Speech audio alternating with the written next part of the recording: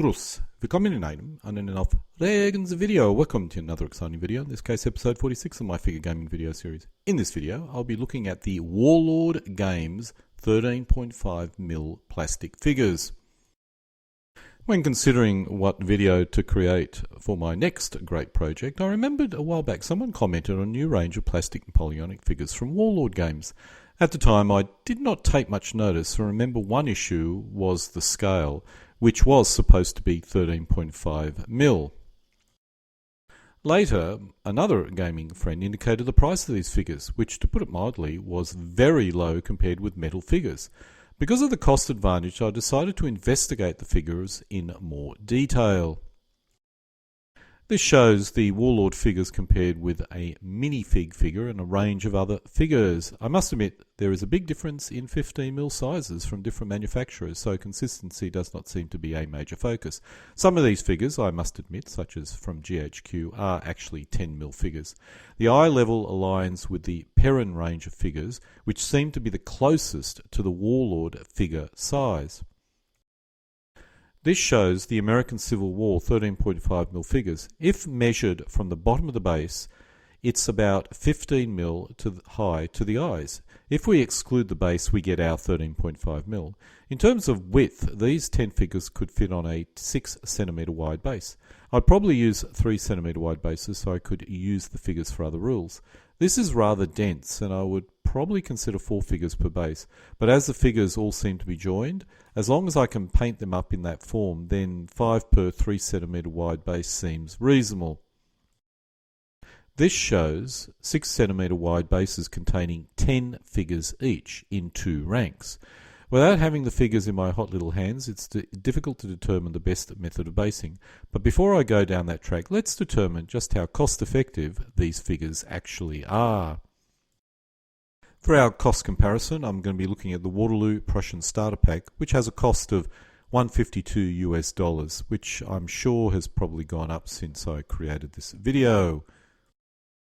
This is what you get for your $152 US, at least at the time of creating this video. You get 8 mounted brigade commanders. You get 8 units of Prussian line infantry, 80 men per unit, or figures per unit. This is a total of 640 figures. You get 5 units of Landwehr figures, 80 figures per unit. This is a total of 400 figures. We also get 2 units of close order ranked up Jager, that's 80 figures per unit.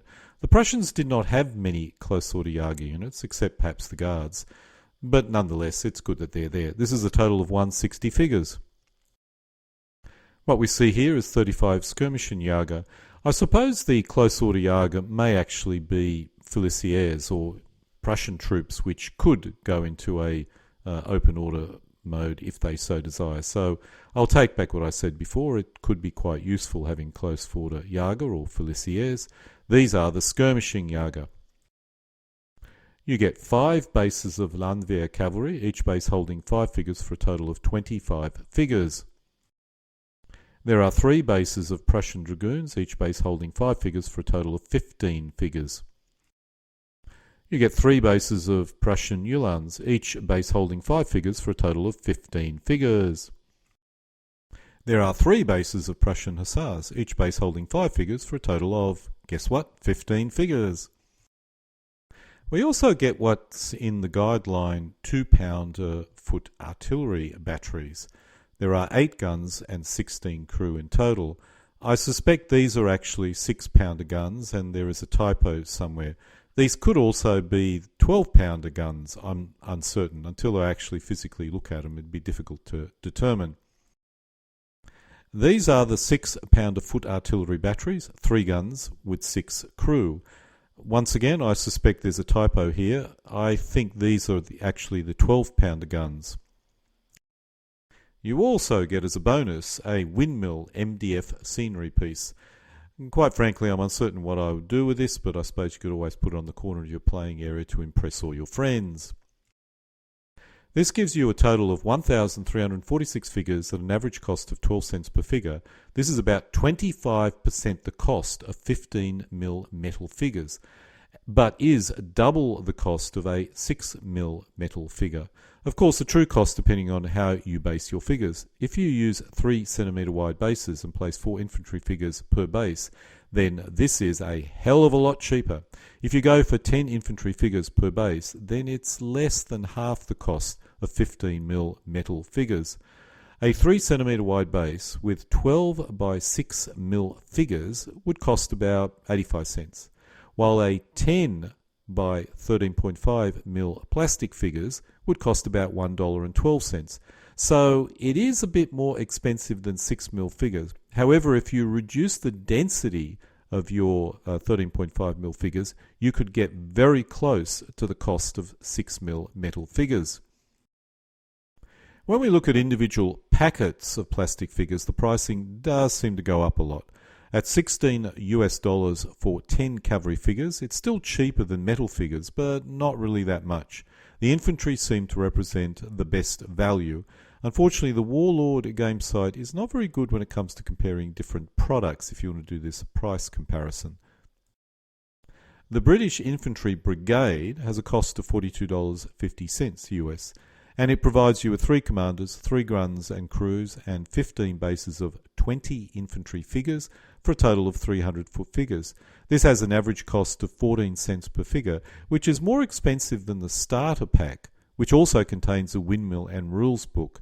But nonetheless, it's still a lot cheaper than metal figures. The conclusion is the starter pack represents the absolute best value.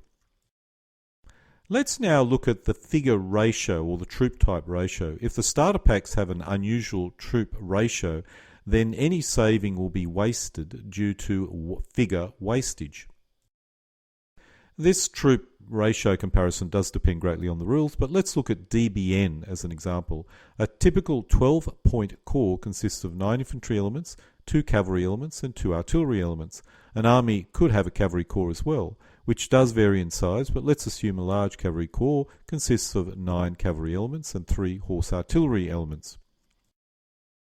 The largest DBN game you could consider is 6 corps size units or 96 elements. This is a rather large force mix, but other rules can cater for this size, so let's make this our target.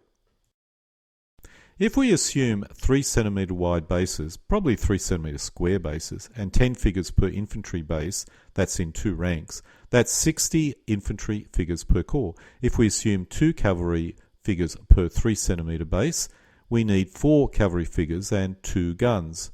Thus the ratios are 90, 5, 2 for foot, mounted and guns respectively. There is enough infantry for 13 corps, which is more than enough.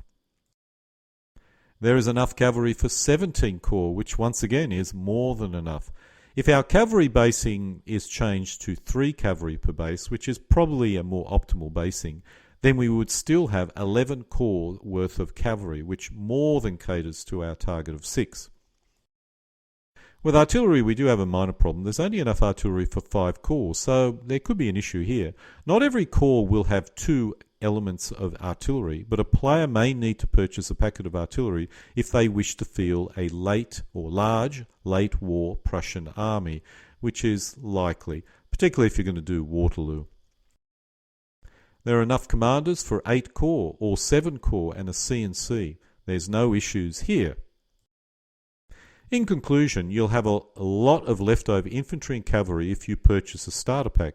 I suspect any savings by getting a starter pack will be negated because you'll have a lot of wastage. However, there's no reason why you could not simply bypass the starter packs and just purchase the infantry, cavalry and artillery packets as required. I suspect this will not save you much money, but will reduce the number of unused figures. On the other hand, the unused figures could be painted up as different nationalities, Dutch, etc., or Saxon. So, I'm sure you could still use them if you so desire. There is one downside. Currently the only figures available for 13.5mm are the epic battles Waterloo, 17th century pike and shot, Punic Wars and American Civil War periods. When only looking at Napoleonics, this means you can field a French, Prussian and British force mix, but that is it. No Austrians or Russians. The American Civil War allows you to field opposing forces with no limitations, so if that's your preferred period, then there's certainly no issues there. The 17th century Pike and Shot and Punic Wars provides you with the required figures to refight pretty much anything you wish in those periods, so again, no major issues there. So if you're going to go down the Napoleonic path, you better be prepared to focus just on the Waterloo campaign. I have to admit, being very impressed with these 13.5mm Warlord game figures. I currently have all the 15mm metal Napoleonic armies I need, so the scale change does offer some minimal advantages to me, but not much. It looks like I can use a 3cm square base, 2 of which would represent a black powder base in case I ever want to play a game of black powder. However, the rules I use are a very different scale, so it's unlikely I would ever use the black powder rules. Nonetheless, I can basically use a slightly smaller base size, which could give me some potential advantages. In the end, I didn't go down the path of these figures. I went down the path of 10mm figures, but I think it's nonetheless something that players or other players could still consider, and I'm still tempted. You may ask why I consider 3cm wide bases an advantage. In my case, the advantage of 3cm wide bases is you can really get the mass troop effect, which 6mm does well, but with larger, more detailed figures. My current metal figures all use UK basing, which is 4cm wide, 2 deep, or US basing, which is 2cm wide, 3 deep, and they both are quite good, but this allows me to use 3cm square bases, which do suit a couple of the rules that I have. I have to admit the painting process will not be easy, as high troop density means you need to paint a lot of troops. But these figures are certainly something that I would certainly still consider. I tell you what, I'm still very tempted, and other players may find them interesting as well. And so this concludes episode 47, my figure gaming hobby series of videos, in this case providing my opinion on the Warlord Epic Battles 13.5mm figures. Alle guten Dingen, kommen zu einem Ende.